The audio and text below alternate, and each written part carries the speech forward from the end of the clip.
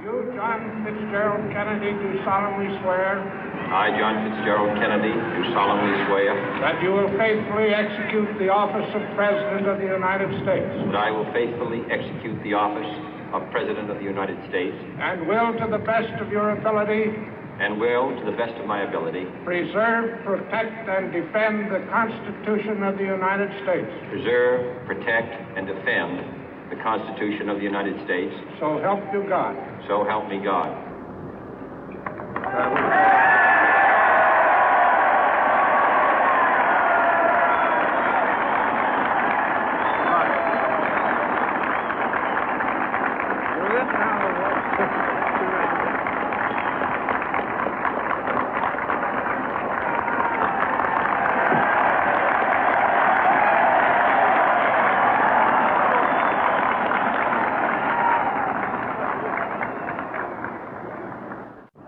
Vice President Johnson, Mr. Speaker, Mr. Chief Justice, President Eisenhower, Vice President Nixon, President Truman, Reverend clergy, fellow citizens.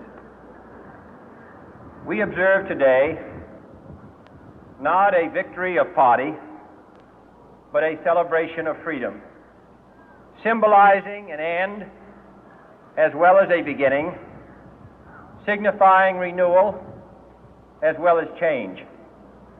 For I have sworn before you and Almighty God the same solemn oath our forebears prescribed nearly a century and 3/4 ago. The world is very different now, for man holds in his mortal hands the power to abolish all forms of human poverty and all forms of human life. And yet the same revolutionary beliefs for which our forebears fought are still at issue around the globe. The belief that the rights of man come not from the generosity of the state, but from the hand of God. We dare not forget today that we are the heirs of that first revolution. Let the word go forth from this time and place to friend and foe alike that the torch has been passed to a new generation of Americans born in this century, tempered by war, disciplined by a hard and bitter peace, proud of our ancient heritage, and unwilling to witness or permit the slow undoing of those human rights to which this nation has always been committed and to which we are committed today at home and around the world.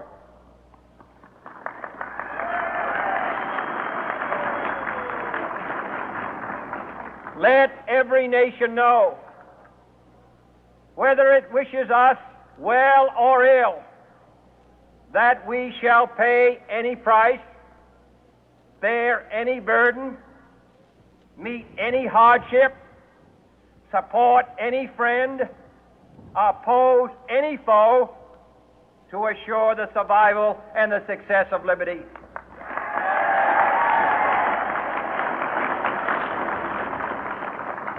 This much we pledge and more.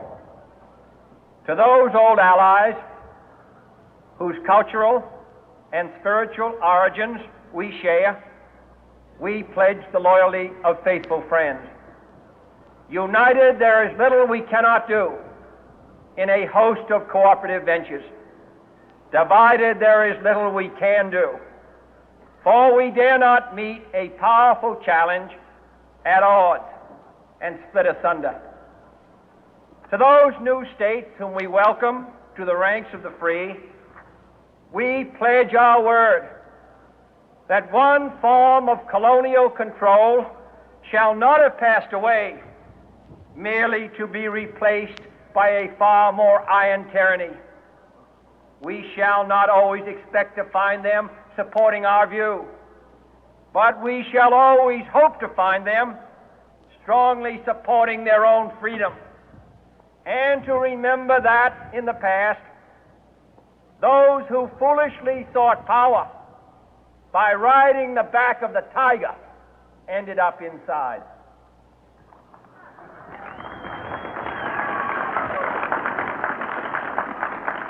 To those people in the huts and villages of half the globe struggling to break the bonds of mass misery, we pledge our best efforts to help them help themselves for whatever period is required, not because the communists may be doing it, not because we seek their votes, but because it is right.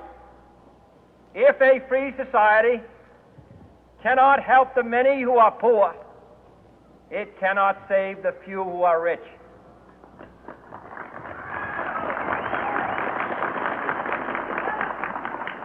To our sister republics south of our border, we offer a special pledge to convert our good words into good deeds, in a new alliance for progress, to assist free men and free governments in casting off the chains of poverty. But this peaceful revolution of hope cannot become the prey of hostile powers. Let all our neighbors know that we shall join with them to oppose aggression or subversion anywhere in the Americas. And let every other power know that this hemisphere intends to remain the master of its own house.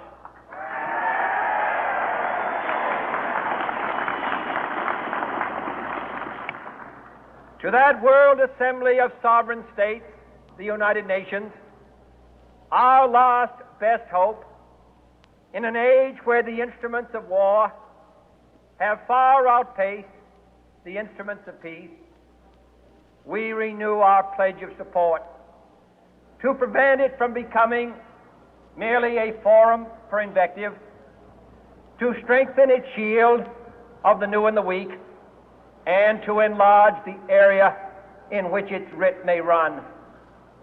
Finally, to those nations who would make themselves our adversary, we offer not a pledge, but a request that both sides begin anew the quest for peace. Before the dark powers of destruction, unleashed by science, engulf all humanity in planned or accidental self-destruction, we dare not tempt them with weakness, for only when our arms are sufficient beyond doubt can we be certain beyond doubt that they will never be employed. But neither can two great and powerful groups of nations take comfort from our present course, both sides overburdened by the cost of modern weapons, both rightly alarmed by the steady spread of the deadly atom, yet both racing to alter that uncertain balance of terror that stays the hand of mankind's final war. So let us begin anew, remembering on both sides that civility is not a sign of weakness, and sincerity is always subject to proof. Let us never negotiate out of fear, but let us never fear to negotiate.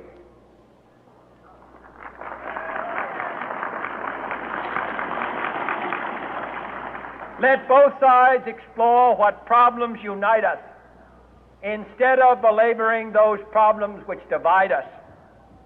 Let both sides, for the first time, formulate serious and precise proposals for the inspection and control of arms, and bring the absolute power to destroy other nations under the absolute control of all nations.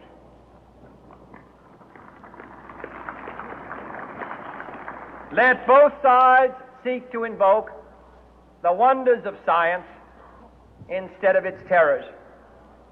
Together, let us explore the stars, conquer the deserts, eradicate disease, tap the ocean depth, and encourage the arts and commerce. Let both sides unite to heed in all corners of the earth the command of Isaiah to undo the heavy burden and let the oppressed go free.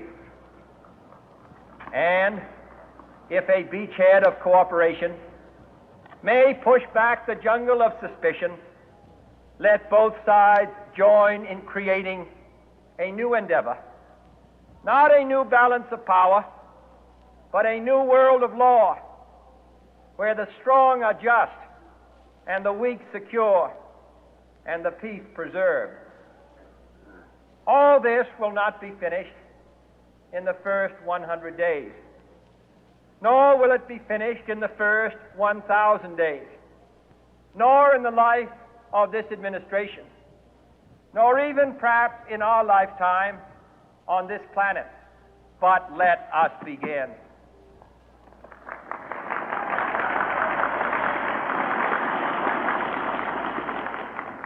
In your hands, my fellow citizens, more than mine, will rest the final success or failure of our course. Since this country was founded, each generation of Americans has been summoned to give testimony to its national loyalty. The graves of young Americans who answered the call to service surround the globe.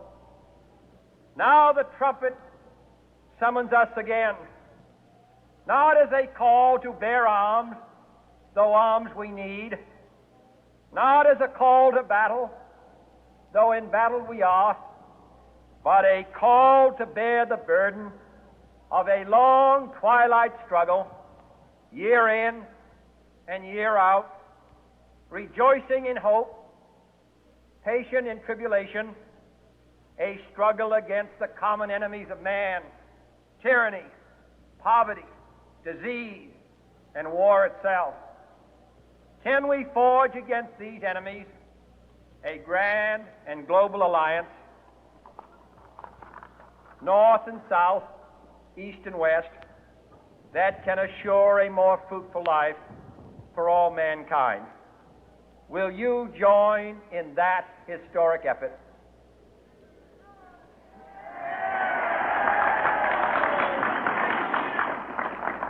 In the long history of the world, only a few generations have been granted the role of defending freedom in its hour of maximum danger. I do not shrink from this responsibility. I welcome it.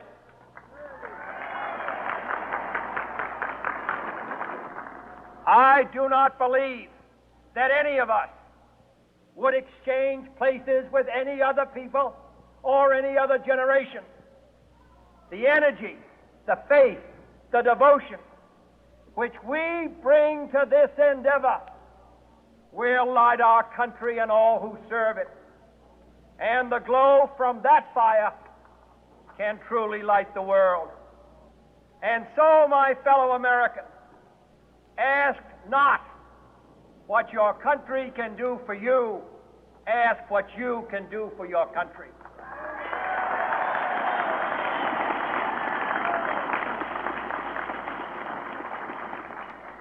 My fellow citizens of the world, ask not what America will do for you, but what together we can do for the freedom of man.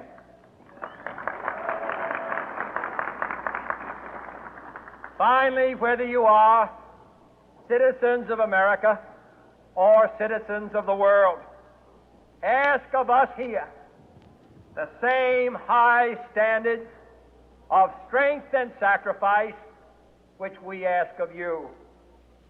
With a good conscience, our only sure reward, with history the final judge of our deeds, let us go forth to lead the land we love, asking His blessing and His help, but knowing that here on earth God's work must truly be our own.